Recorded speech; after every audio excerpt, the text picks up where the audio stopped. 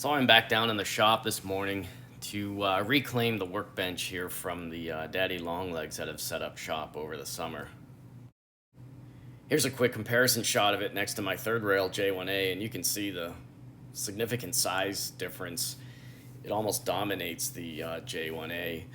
Anyway, I got this engine back in June and haven't really gotten much time to work on it, and I was actually surprised that it didn't really like my layout at all. So the next few video segments here, I'll show you what I did to resolve those issues, and I'll talk about some of the other issues I encountered and how I resolved them. So it's always a lot of fun to research a prototype of a model that you just got, and I usually go out and try to find as many books on it as possible. A lot of times you can't really find decent info on the internet, and some of these old books are just pure gold for the info that they contain. And there were some nice shots of the 5022 in here, cruising around in Ohio. And next to the book you can see I got a set of decals from K4 Decals, who sells these nice sets in multiple scales on eBay. And this is for the back of the tender has no lettering or numbers for some reason, so I'm going to resolve that with this nice decal set I got. So you can see the engine on my workbench. This was back in June when I got it, and I'm just kind of going over it cosmetically, and it's in really nice shape. The original owner didn't beat on this thing, and you can see I'm just showing some of the details. For circa 2001, these are pretty respectable detail features to have on an engine. You can see the drivers here, and you can see how lightly sprung they are. As you can see, really nice, typical third rail segmented rods. Even kind of modeled the hollow driver axles. You can see that they're kind of drilled out in the center. So again, I filmed these videos back in June when I first got the engine, and I was getting ready to disassemble it to get to work on the issues I had, and maybe do a little maintenance too while I'm in there. But you can see I am just kind of showing off the cast frame and the locations of the mounting hardware to remove the boiler shell from the frame. And I had a bit of trouble getting that pilot assembly out, but I did get it. So this video was filmed a while back, and I'm just trying to fill in the timeline from what I showed in the last video. So here I am kind of futzing with the pilot removal and me figuring out the handrail situation. It was kind of interesting, and I wanted that pilot off because I had to get the frame separated, and figured the pilot was going to go along for the ride and thought it would interfere with stuff. But that's about all I was doing here. And again, this was back in June. Okay, I got the boiler off. You can see there's where the steam chest screw goes up into the boiler shell. Nice Pitman motor. And the goal here is really to get this engine to make a trip around the layout. So since it was coming to the bench anyway, I figured I might as well go through it and lube everything and just give it a once over. Not sure I'm going to resolve all the other little issues like the LED lights and stuff like that, but I also got to pull that Sooth popper smoke unit out of there. This is your typical third rail Driveline of the day, and it's the quiet drive. I don't know what was going on there. Have to figure that out. There's no major Driveline sounds coming out of it, so seem to be in pretty good shape. So in an effort to get you further caught up, here's the front motor mount, and you can see there's kind of a lower bearing mount there, that uncolored brass area. And what was going on was there was also a nasty squeal coming from this engine during the first test runs where, I discovered the driver drop issue. And I thought this bearing you're looking at here, I thought, oh, maybe it's dry, and I tried lubing it, the sound didn't go away, and I ordered that bearing next to it, that larger one, directly from Scott Mann, who's super helpful with his products. And it turned out that bearing was the wrong size. It's like for the newer style quiet drive systems. I was a little disappointed, but I was able to find the proper size bearing just searching around on eBay. They're a metric miniature sealed bearing in there. They're 8 millimeter outside diameter, 4 millimeter inside, and 2 millimeters thick. And here's a pack of them I got directly from China. So it turned out the bearing was fine. You know, it's kind of a wild goose chase. Not all was lost, though. I learned a few things, you know, but what you're looking at is the actual culprit. This was the cause of the squeal. This was the original quiet drive belt that was in the engine when I got it. And it's quite the antithesis of a quiet drive, right? Having a squealing belt. But anyway, you can kind of see the edges are wore out, and whatever fiber is material that's in there to strengthen it is kind of exposed. So Scott, again, super good third rail customer service. He had them in stock. He got one out to me. Nice pliable belt. You can see here it's installed, and we're back to having a quiet drive. Anyway, I hope the first part of this video made sense. I just wanted to get everybody caught up to where we are on this little project of mine. Like I said, I got it earlier in the summer and ran out of time on it, and was also a little surprised with some of the issues I had to resolve. But with that being said, I thought I'd give you a quick little tour of a third rail engine, typical of the early 2000s.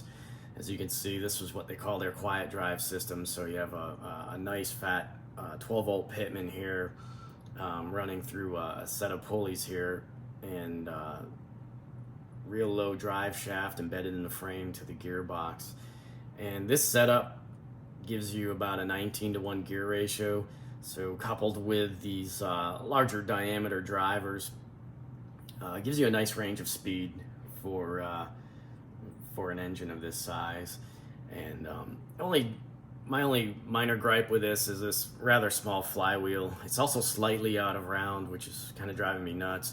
I do not have a model machine shop to turn it down, and that's something I'd like to invest in the future.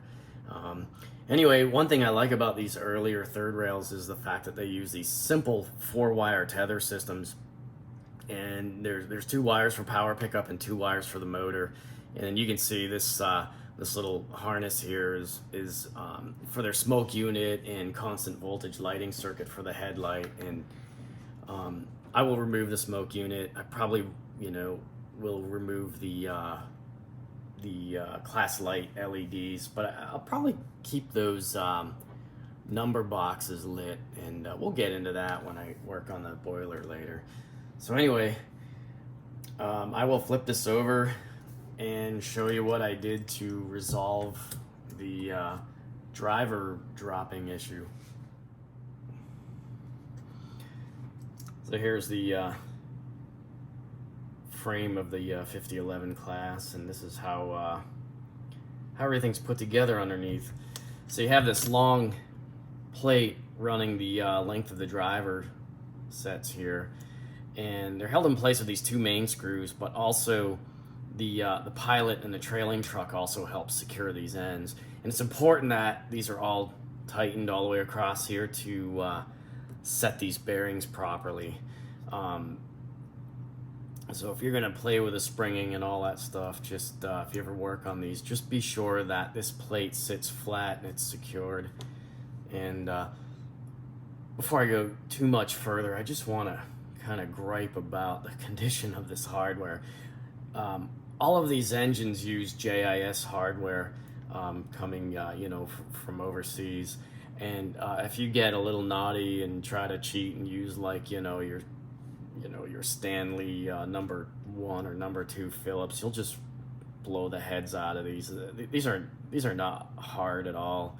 So I'll go through my hardware stash and replace them. But this is basically what we're looking at. So the only sprung drivers left now are just on the front, and what I ended up doing was, on my first pass, was I hardened up these 3 center drivers, and turned out that was not good enough. I still disappointingly had the issue with these drivers crossing up.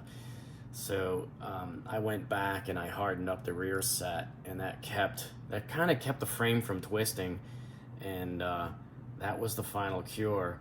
So I'll take this plate off the bottom here and show you what it looks like.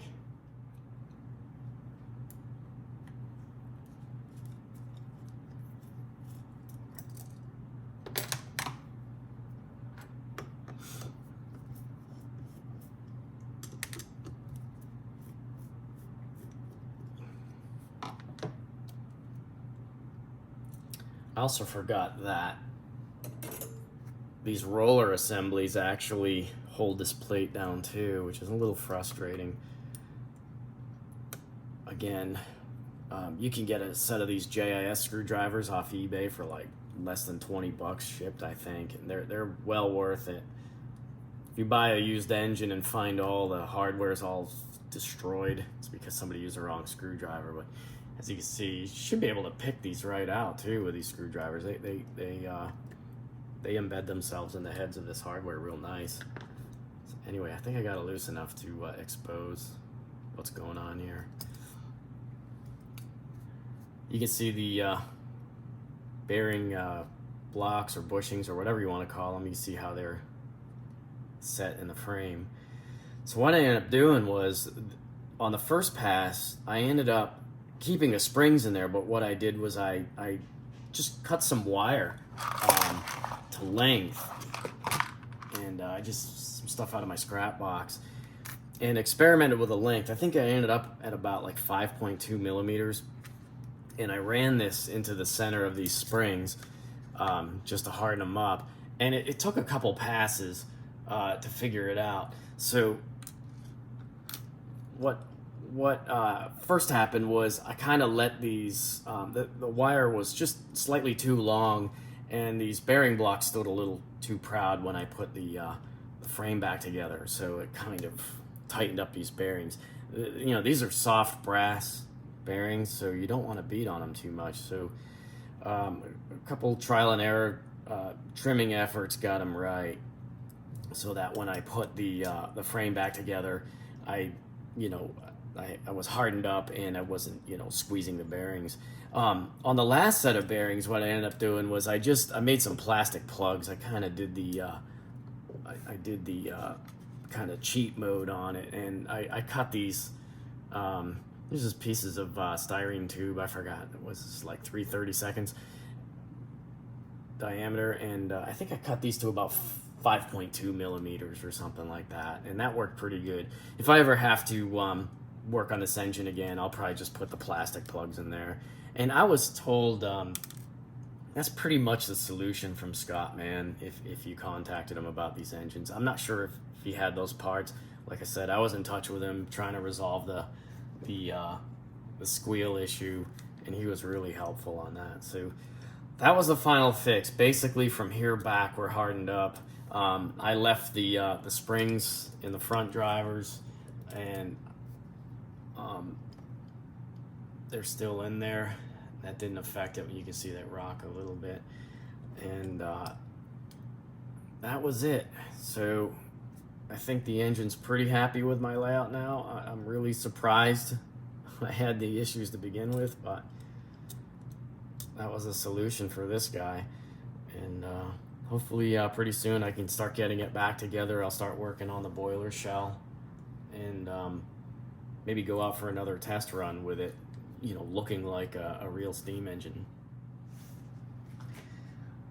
So before I reassemble the frame, I got to put a lot of the brake hangers and stuff back on. They had to come off to be able to swing these drivers down and stuff like that.